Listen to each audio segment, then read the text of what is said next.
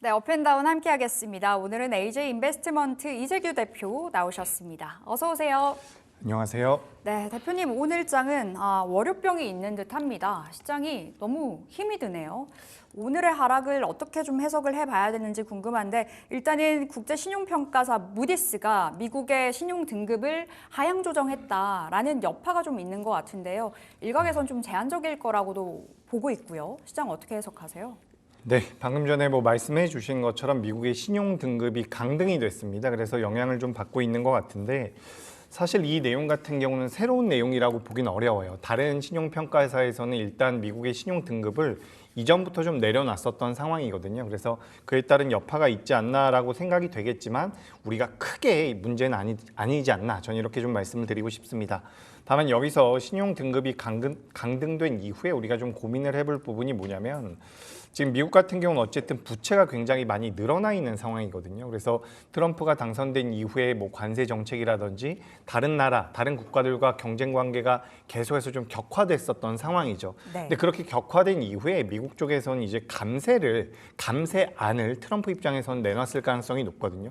그러니까 순차적으로 다른 나라들과의 관세 전쟁 이후에는 감세 정책을 펼치면서 기업들이라든지 국민들에게 높은 점수를 따내기 위한 그런 정책적인 방향 순서가 있었을 텐데 지금 신용등급이 강등되면서 감세안에 대해서도 이제 공화당 내에서도 조금씩은 반발이 이루어지고 있는 것 같습니다.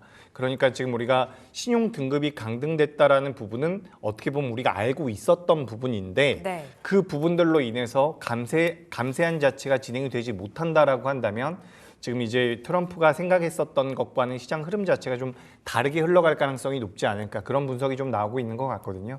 전반적으로 좀 부정적인 모양새가 나오고 있는데 사실 신용 등급 강등됐다라고 해서 큰 문제가 있었던 적은 별로 없어요. 금방 한 달, 두 달 안에는 대체적으로 회복이 됐었기 때문에 이번에도 저는 잘 넘어가지 않을까라고 생각이 되고 있는 부분이고 다만 좀 안타까운 것은 우리나라 시장이 지난주 금요일까지 해서 외국인들의 순매수가 코스피에 며칠 연속으로 들어왔거든요. 근데 그런 이후에 오늘 같은 경우 이제 매도세가 좀 나오고 있는데 여기서 빠르게 반등을 하지 못한다라고 한다면 그러니까 화요일이나 수요일까지 반등을 하지 못한다라고 한다면 조정 기간 자체가 조금 길어질 수도 있습니다. 그러니까 여기서 한 번 더 상방으로 올라왔다라고 한다면 연중 고점을 경신하면서 올라가는 모양새였을 텐데 오늘 같은 날 조정이 들어가는 것이 조금 아쉽다라는 말씀 드리면서 그래도 너무 걱정하실 필요는 없다. 네. 우리가 예전에 트럼프 관세 이야기 나오면서 혹은 미국의 그 부채 한도에 대한 이야기가 나오면서 지금 6월 달이나 7월 달에 만기가 도래하고 있는 채권 쪽에 대한 이야기를 나눌 때 이런 이야기 사실 많이 했었어요. 네. 그래서 부담이 되는 부분들 우리가 일단 알고 있었던 내용이기 때문에 너무 걱정은 안 하셨으면 좋겠다. 다만 이 어쨌든 부채 쪽에 대한 채권 쪽에 대한 이자 금액 자체가 국방 예산보다 더 많다라고 해요. 그러니까 트럼프 입장에선 미국의 국채금리가 빠져야 되는데 네. 또 그 국채금리가 빠지지 않는 상황에 놓여 있고 그래서 지금 미국 같은 경우도 굉장히 좀 정신없지 않을까 이런 생각이 들고 있습니다. 그래서 최근에 이제 달러가 다시 한번 강세로 살짝 움직여주고 있는데 미국의 국채금리는 빠지질 않고 있거든요. 그래서 네. 이 부분 같은 경우 우리가 좀 체크를 해봐야 돼요. 미국의 국채금리가 계속해서 올라온다라고 한다면 미국 같은 경우는 그러니까 만약에 우리 시청자분들 중에서 미증시를 매매하고 계신 분들 같은 경우는 이거 좀 체크하셔야 되거든요. 미국의 국채금리가 계속해서 올라간다라고 한다면 미국 자체에 대한 신뢰도가 좀 낮아질 가능성은 분명히 있습니다. 그래서 좀 체크가 필요하고요. 다만 우리가 일각에서 그런 이야기를 많이 하죠. 이번에 미국이 트럼프가 그렇게 강하게 관세 쪽에 대해서 드라이브를 걸었는데 중국 쪽과의 이런 대립 관계에서 불리한 모습들을 많이 보여오지 않았습니까? 그래서 달러에 대한 패권이 좀 흔들릴 수도 있다는 이야기들이 나오고 있어요. 하지만 전반적으로 전 세계에서 외환 보유고를 따져본다라고 한다면 거의 50% 가까운 금액이 여전히 달러이고 전 세계에서 이제 통상 쪽에서 결제를 할 때 있어서 여전히 달러를 사용을 하고 있거든요. 그래서 네. 달러에 대한 문제는 사실 없을 겁니다. 다만 경계는 좀 필요하지 않을까. 그래서 미국 주식 매매하시는 분들은 미국의 국채금리 좀 보셔야 될 것 같고요. 우리나라 같은 경우는 오늘 조정을 받으면서 사실 뭐 주 초반에 월화 수요일까지 해서 우리나라 시장 바로 반등 주면은 저는 아무런 문제 없이 반등이 이어질 가능성이 높다라고 보거든요. 다만 오늘은 전반적으로 좀 부담이 많이 작용되고 있지 않나라고 생각이 되면서 문제는 또 이제 오늘 하락하고 있는 종목들이 굉장히 많아요. 네. 살펴보니까 한 종목 올라가면 세 종목 정도가 하락을 하고 있기 때문에 개인 투자자분들 입장에서는 체감적으로 굉장히 어려운 장세일 겁니다. 하지만 오늘 내일만 좀 잘 버텨보면 또다시 반등 나올 가능성이 높다라고 보니까 이 점 참고하시면 될 것 같습니다. 자, 그렇다면 시장 자체에 그렇게 우려할 만한 요인은 아니라고 봐주셨기 때문에 오히려 오늘처럼 하락할 때가 오히려 비중 확대로도 볼 수 있는 그 기회의 날로도 볼 수 있을지 궁금해요. 그렇죠. 매수하기 좋은 날이죠. 사실 현금 비중이 많다라고 한다면 네. 오늘 매수할 만한 종목이 저는 굉장히 많다라고 생각이 되거든요. 네. 그래서 우리가 어떻게 보면 최근에는 강세 종목들이 계속해서 추세적인 우상향을 만들어갔기 때문에 개인 투자자분들께서 매수하기가 좀 어려웠을 거예요. 왜냐하면 가는 종목이 계속해서 올라가니까. 근데 오늘같이 전반적으로 조정을 좀 받는 날에는 저는 그래도 매수의 기회가 맞다라고 생각을 하고 있습니다. 그래서 우리가 시장의 흐름을 놓고 본다라면 네. 지금 사실상 우리나라 코스피 제가 잠깐만 보여드릴게요. 혹시 차트가 좀 띄워주실 수 있으면 감사드립니다. 여기 보시면 아시겠지만 우리 시장이 여기서부터 여기서 한 달 동안 계속해서 쭉쭉쭉 올라왔어요. 그렇기 때문에 제가 조금 확대해서 보여드려 보자면 이렇게 좀 올라왔기 때문에 여기서 조정받는 건 사실 별다른 문제가 아니거든요. 다만 이제 조정폭이 깊어지거나 조정이 나오는 과정에서 무언가 우리가 생각하지 못했던 악재가 나온다라고 한다면 조정폭이 좀 더 깊어질 수야 있겠죠. 그래서 네. 지금 트럼프 이 신용등급 강등으로 인해서 우리가 체크할 것은 감세안이 나오기가 어려운 상황이다. 요거까지는 좀 우리가 체크를 해봐야 될 것 같아요. 그래서 트럼프가 원래 이제 관세 전쟁을 하면서 다른 나라들과 경쟁을 하고 그 다음에 이제 감세안을 딱 내놓으면서 국민들에게 지지를 좀 받고 싶어 했던 것 같아요. 근데 그게 약간 어떻게 보면은 지금 공화당 내에서도 반발이 좀 있기 때문에 이 감세안이 잘 진행이 될지는 좀 체크해봐야 되지 않을까. 그리고 전반적으로 오늘은 현금 여력이 충분하다라고 한다면 저는 매수 기회라고 네. 생각을 하고 있습니다. 뭐 시간적으로 따져본다라고 한다면 장 후반부에 매매하는 게 더 좋겠다라는 말씀 드리겠습니다. 자, 오늘을 우려의 눈으로 말고 좀 긍정의 눈으로 볼 필요가 있겠습니다. 오히려 매수의 찬스로 볼 필요가 있다 말씀 주셨는데 원전주 쪽으로도 같은 시각이실 것 같아요. 지난번에도 한 차례 다뤘었던 원전주 여전히 매력적이라고 보시는지도 궁금하고 이제 블룸버그에서도 그랬잖아요. 원전의 시대가 다시 한번 도래한다면 한국의 원전주들이 가장 큰 수혜가 기대된다. 라는 분석이 있었는데 오늘은 전반적으로 눌립니다. 기회라고 보시는 거죠? 그렇죠. 이제 우리가 원전 같은 경우는 네. 뭐 전 세계에서 블룸버그가 방금 전에 말씀해 주셨던 것처럼 우리나라 기업들이 굉장히 매력적이라는 이야기가 나오죠. 전 세계에서 앞으로 원전 쪽에 대한 수요가 한 400기 정도 있을 수가 있다라고 하는데 그 중에서 약 48%, 40% 정도, 네. 48% 아까 전에 우리가 다른 이야기할 때도 제가 비슷한 수치를 말씀드렸던 것 같아가지고 잠깐 헷갈리는데 400기 정도가 이제 예정이 되어 있다라고 해요. 원전에 대해서 건설하겠다. 400기 정도가 나오고 있는데 그중에서 약 48% 정도를 우리나라 기업들, 43% 정도인 것 같습니다. 그 정도를 우리나라 기업들이 수주를 따낼 수 있다라는 분석들이 나오고 있거든요. 사실 43%가 아니라 10% 정도만 된다라고 하더라도 네. 굉장히 큰 캐파예요. 그렇기 때문에 우리나라 기업들이 어쨌든 글로벌 시장에서도 부각을 받고 있는 거죠. 우리나라 기업들이 좋습니다라고 말씀드리고 있는 게 아니라 블룸버그에서 그렇게 이야기를 해줄 정도라고 한다면 공신력이 있는 부분이고 실질적으로 전 세계에서 러시아라든지 중국이 원전 쪽에 대해서 또 잘하고 있어요. 근데 러시아와 중국과 손을 잡을 만한 나라들은 많지 않다라고 저는 보고 있거든요. 그렇다라고 한다면 우리나라 기업들의 기술력이 당연히 부각받을 가능성이 높다라고 보고 있고 추가적으로 우리가 지금 본 계약이 진행이 되진 않고 있지만 체코 수주도 우리가 따냈잖아요. 우리가 프랑스와의 그런 경쟁 관계에서 어떻게 보면 아주 넉넉히 이겼다라고 저는 생각을 하고 있거든요. 그러니까 유럽 쪽에서도 원전 쪽에 대한 모멘텀들을 받아갈 수 있는 국가가 프랑스라고 한다면 그에 비해서 우리나라가 어쨌든 비교 우위에 있다라는 거죠. 그런 관점에서 보면 우리나라 기업들의 기술력이 분명히 뛰어나다라는 말씀을 드리고 싶고 다만 지금 이제 주가가 가파르게 올라왔어요. 두산 에너빌리티 같은 경우는 오늘 장 초반에도 올라왔고요. 네. BHI 같은 경우도 이제 수주 잔고가 제가 알기로는 이제 BHI 같은 경우는 2024년도에 수주 잔고가 1위였다라고 한다면 연간 기준으로 수주 잔고가 1위였다라고 한다면 2025년도 지금 5월 달이죠. 지금 그 거의 1에 육박하는 수준까지 수주 잔고가 벌써 나왔다라고 합니다. 그러니까 작년 1년 동안 받아냈었던 수주 잔고가 벌써 채워졌다라는 것을 감안해 본다라고 한다면 우상향을 이어가는 것은 맞다라고 저는 생각을 하고 있어요. 다만 여기서 신규 매수를 하실 분들 같은 경우는 공격적으로는 들어가시기는 좀 부담이 될 거예요. 주가가 눌림이 좀 나온다라고 한다면 매물이 나올 가능성이 높거든요. 그래서 철저히 분할 매수의 관점으로 접근하시는 게 좋다라는 말씀 드리고 싶고요. 네. 우리가 1차 매수와 2차 매수를 한다라고 가정을 했을 때 2차 매수에다가 물량을 좀 더 비중을 늘리는 게 맞지 않을까. 그러니까 우리가 1차 매수에 100, 2차 매수에 100 이런 식이 아니라 1차 매수에 100, 2차 매수에 200 이런 식으로 2차 매수 물량을 좀 더 많이 가져가는 형태로 분할 매수를 해본다라고 한다면 저는 원전 같은 경우는 여전히 굉장히 긍정적이라고 생각을 하고 있어요. 이게 이제 조사 기관들마다 좀 다르더라고요. 발전 원가 기준으로 따져봤을 때 원전이 가장 비싸다라고 말하는 쪽도 있고요. 네. 반대로 가장 저렴하다라고 말하는 쪽도 있거든요. 근데 제가 왜 그럴까라고 생각을 해봤더니 가장 비싸다라고 이야기하는 쪽 같은 경우는 원전을 건설하는 데 드는 비용까지 전부 다 합쳐서 가장 비싸다라고 이야기하는 게 아닐까라고 생각이 돼요. 온전히 우리가 발전 원가만 따져본다라고 한다면 원자력이 그렇게 비쌀 것 같지는 않거든요. 그래서 우리가 어쨌든 지금 전 세계적으로 원자력 발전을 통해서 만들어지고 있는 에너지원이 전 세계 에너지원에서 10%가 채 안 되는 걸로 알고 있습니다. 그렇다라고 한다면 앞으로 뭐 15%까지만 성장한다라고 하더라도 10%에서 15%까지 성장하게 되면 50%가 성장하는 거잖아요. 그러니까 앞으로 성장 가능성이 분명히 있다라는 말씀드리고 신재생 에너지 같은 경우는 항상 말씀드리지만 에너지를 수급하는 데 있어서 간헐적이라는 단점이 있습니다. 그렇기 때문에 원전은 반드시 성장이 필요하다. 네. 최근에 이제 우리나라에서 태양광도 잘 움직이고 있고요. 뭐 풍력도 잘 움직이고 있기 때문에 그러니까 제가 예전에 이런 말씀 드린 적이 있어요.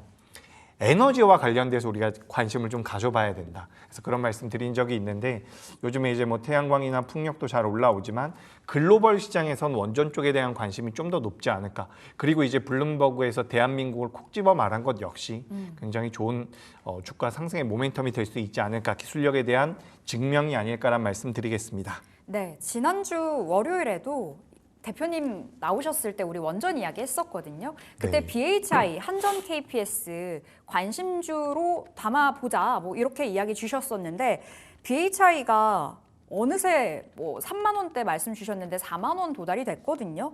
오늘은 좀 쉬어가고는 있습니다만 지금 자리에서 BHI 전략 한번 세워볼게요. 네, BHI 같은 경우는 추가 상승의 가능성이 전 있다라고 생각을 해요. 네. 그러니까 이게 참 여기서 더 갈 겁니다, 더 올라갈 겁니다라고 말씀드리기가 참 어려운 게 이 기업 같은 경우는 우리가 4월 달에 15,000원대에 놓여 있었던 기업이거든요. 근데 지금 4만 원입니다. 그러니까 네. 100%가 넘게 올랐죠.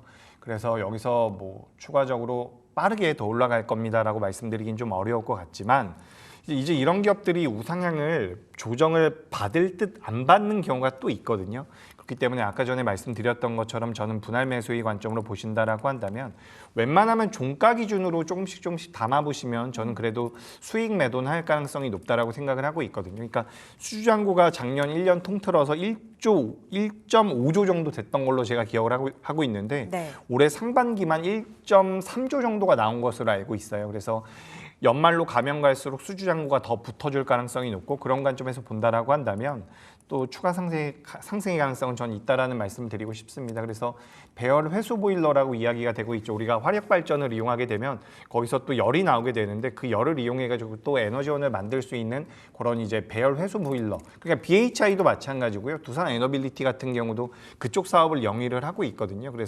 그래서인지 두 기업이 좀 더 탄력적으로 움직이고 있는 것 같은데 저는 추가 상승의 가능성이 높다라고 보고 있습니다. 하지만 지금 당장에 내가 가지고 있는 자금을 집중해서 매수하기는 좀 부담이 되지 네. 않을까. 그래서 저는 분할 매수의 관점이고요. 주가 상승은 추가적으로 나올 가능성이 높다라는 말씀드리겠습니다. 알겠습니다. 지금 자리 담아 볼 수 있다. 사인도 받아봤는데 앞서 에너지 말씀 주셨거든요. 오늘 우리 AS 종목이 대명 에너지 되겠습니다. 오늘 상한가 가서 상한가 풀리지 않고 있고 수익률로 봤을 땐 60% 넘어가는 자리인데 어제 대선 TV 토론회 있었잖아요. 신재생 이야기가 좀 많이 나오면서 오늘 관련주들 쪽으로 매수세가 좀 강하게 붙고 있습니다. 대명에너지 AS 해보면서 태양광 풍력 지금 포트 어떻게 좀 전략 짜보면 좋을지 궁금해요. 예, 일단 대명에너지를 제가 지난주 월요일에 말씀을 드렸거든요. 네, 일주일 만에 60% 그죠, 참 많이 수익 올랐네요. 보고 있어요. 지난 12일 날 말씀드렸는데 당시에 이제 요 정도 자리에서 제가 말씀을 한번 드렸었습니다. 그래서 오늘 점 상한가에 들어갔죠. 넥스트레이드에서 거래도 되다가 이제 점 상한가로 들어온 모습인데 당시에 제가 뭐라고 말씀드렸냐면 그러니까 주가가 좀 올라올 때 많이 걱정하시는 분들이 많거든요. 주가가 많이 올라왔기 때문에. 근데 제가 당시에 뭐라고 말씀드렸냐면 요 정도 선까지 주가가 다시 한번 대반등을 줬다면 직전 고점을 넘어설 가능성이 높습니다라고 말씀드렸던 거거든요. 그래서 여기서 이제 이런 식으로 주가가 시장에서 부각이 되면서 올라왔는데 전 대명에너지 같은 경우는 일단 오늘 종가까지 상한가가 유지된다라고 한다면 내일 시초가까지는 보유할 필요가 있다라고 생각을 하고 있어요. 네. 당연한 거죠. 그래서 내일 아침에도 갭상승이 나올 겁니다. 그래서 전 내일 아침에 갭상승이 나온다라고 한다면 전 일단 최근에 매수하신 분들 같은 경우는 매도하시는 게 맞다라고 보고 있어요. 그래서 내일이라든지 내일이죠. 내일 아침에 시초가에 많이 뜬다라고 한다면 저는 매도의 의견을 드리고요. 나중에 주가가 밀리면 그때 다시 한번 공략을 해봐도 되지 않을까. 요 대명에너지 같은 경우는 제가 당시에도 말씀드렸던 게 뭐냐면 저도 이제 시장에 많이 부각되고 있는 기업들에 대해서 알아요. 뭐 두산 에너빌리티라든지 BHI라는 기업에 대해서 저도 알고 있는데 그래도 이제 시청자분들이나 시장에서 투자하시는 분들이 잘 모르는 기업도 저는 가끔씩 이렇게 좀 안내를 드리고 싶거든요. 그래서 그때 준비를 했었던 종목이고 대명에너지 같은 경우는 일단 우리나라 민간 기업 중에선 풍력 쪽에 대한 캐파가 굉장히 큰 회사예요. 풍력 쪽도 보실 수가 있는데 이 회사는 태양광도 하고 있습니다. 그리고 ESS도 하고 있거든요. 그래서 뭐 토지 선정부터 인허가 과정까지 전체적으로 우리가 시장에서 그에 따른 사업을 영위하고 있다라는 말씀을 드리고 싶고 과거에 뭐 예를 들어서 50메가와트 정도의 규모를 가지고 있었다라고 한다면 향후에는 200메가와트 이상의 규모까지 발전 캐파를 늘릴 거라고 이야기가 되고 있어요. 계속해서 수익이 누적되는 구조다. 제가 지난주에도 비슷하게 말씀드렸던 것 같아요. 대명에너지 말씀드리면서 잘 모르시는 기업이겠지만 전 이런 기업을 소개드리고 싶다. 네. 그죠? 그래서 전 추가 상승 가능성이 높지만 내일 아침에는 한 번 정도 차익 실현하시는 게 어떨까란 말씀 드리도록 하겠습니다. 자, 수익 보고 계신 분들 축하드립니다. 일주일 만에 60% 이상의 수익을 보고 있는 자리에서 저희 대명에너지 AS에 봤는데요. 야, 이제는 좀 챙길 필요가 있다. 내일장에서 챙기면서 대응을 해보도록 하겠습니다. 자, 또 오늘 핫한 섹터 이야기 해볼게요. 네. 테마주 쪽으로 오늘 6개 관련주들 움직이고 있습니다. 브라질에서 조류 독감이 나오면서 60일간 닭고기 수출 중단 소식이 전해졌습니다. 그러면서 오늘 관련주들 쪽으로 반사이익 수혜 기대감이 불어오고 있는데요. 단기적인 트레이딩 가능하다고 보시는 걸까요? 저요? 네. 예. 저는 어떻게 뭐 보세요?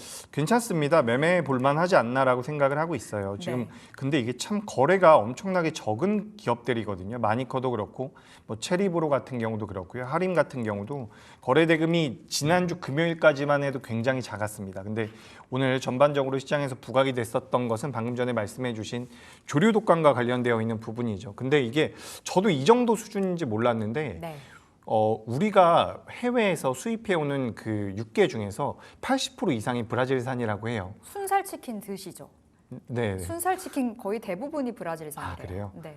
그래서 이제 우리나라에서 또 영향을 많이 받고 있는 것 같은데 이게 일단 주식 투자하시는 분들 입장에서는 같이 투자를 하시는 분들 입장에서는 이게 무슨 얼마나 도움이 되겠느냐 나중에 재무제표에 얼마나 매출단에 도움이 되겠느냐라고 이야기를 하겠지만 저는 일단 거래가 많이 붙은 종목군들 같은 경우는 관심이 필요하다라고 생각을 하고 있어요. 그래서 오늘 상한가에 들어간 종목들이 어쨌든 대장주라고 보시는 게 좋거든요. 네. 제가 예전에 원격 진료도 시장에서 잠깐 부각이 됐을 때 다른 기업들 말고 인성정보라는 기업이 거래가 된다라고 한다면 인성정보를 보시는 게 좋습니다 라고 말씀드렸었거든요. 그러니까 우리가 테마성을 가지고 있는 종목군들을 매매할 때는 상징적인 종목을 매매하시는 게 좋습니다. 그래서 오늘 후발주자로 움직이는 종목군들보다는 눌림이 좀 나오는 종목들, 그러니까 오늘 상한가 갔는데 내일이나 모레 이제 눌림이 좀 나오는 기업들, 네. 지금 보면 마니커가 가장 대장주로 움직이고 있는 것 같거든요.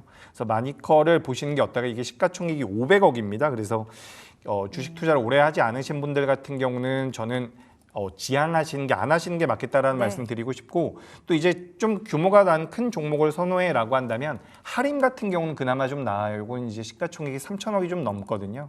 그래도 만약에 이제 테마로 접근한다라고 한다면 저는 마니커 요거 말씀드리고 눌림이 좀 나왔을 때 공략해 보시는 게 어떨까란 말씀. 그리고 이제 대체육 관련돼 가지고 뭐 팜스토리라든지 다른 기업들도 좀 움직이고 있는 기업들이 있거든요.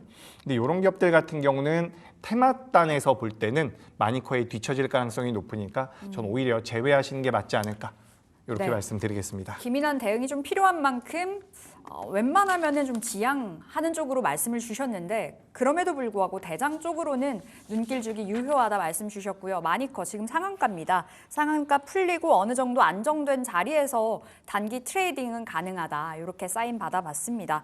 자, 오늘 대표님의 종목을 받아볼 시간인데요. 오늘 어떤 종목 가져오셨을까요? 네, 저 오늘 많이 고민을 해봤거든요. 네. 뭘 해볼까 고민을 하다가 오늘 사실 그 진단키트 관련되어 있는 기업들도 변동성이 많이 나왔거든요. 시젠 같은 그죠. 시젠이나 뭐 네.